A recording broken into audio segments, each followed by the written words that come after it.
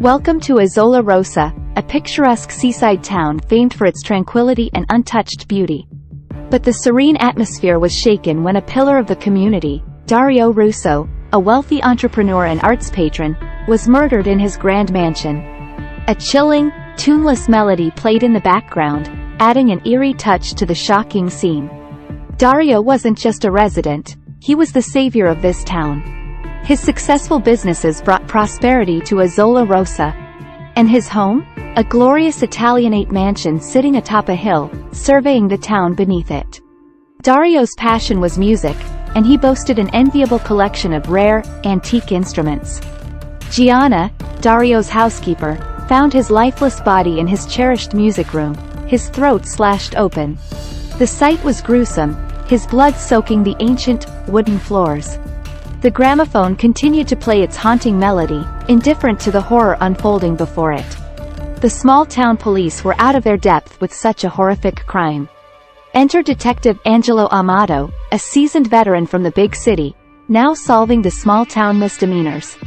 This case, however, was anything but minor. Angelo immediately suspected that Dario's killer was someone he knew, someone familiar with his daily routine, his mansion, and his passion for music. Angelo decided to scrutinize Dario's close circle. First, there was Viviana, Dario's estranged daughter and a gifted musician. She and Dario had a bitter falling out over her refusal to inherit his business empire. Antonio, Dario's business partner accused of embezzlement, was another suspect. And then, Gianna, the housekeeper who found the body. She knew the mansion like the back of her hand and had unrestricted access. While examining Dario's study, Angelo discovered a set of coded notes. They were musical notes, yet they didn't compose any recognizable melody.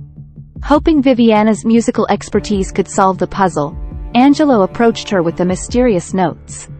Viviana, her eyes welling up, informed Angelo that these weren't song notes, but a coded message.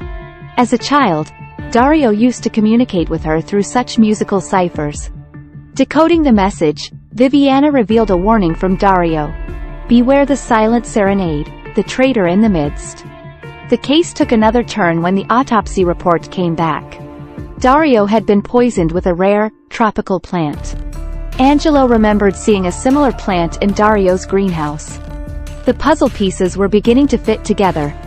Next, Angelo interviewed Antonio, who fervently denied the accusations.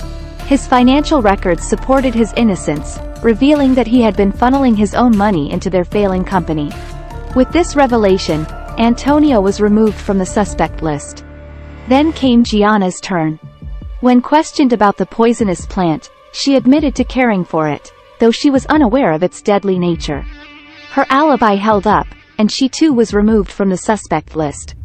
Angelo was at a crossroads until he recalled the cryptic warning, "Beware the silent serenade."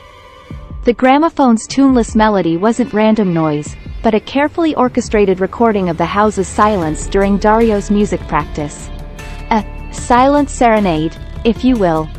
But who else knew about Dario's routine, besides his household? It dawned on Angelo that he'd missed someone from his suspect list. Luca, Dario's personal assistant, was a constant presence during Dario's practice sessions. Confronting Luca in his office, Angelo found damning evidence, music sheets and recordings. Under pressure, Luca admitted to the murder. His plan had been to inherit Dario's empire, using the greenhouse poison and creating the silent serenade as a smokescreen. But Dario had sensed the threat, leaving behind a final warning in his musical cipher. With justice served, Isola Rossa exhaled a sigh of relief. The town's peaceful rhythm returned, unbroken. Yet, the memory of the Midnight Serenade lingered, a haunting tuneless melody echoing the brief darkness that had visited their lives.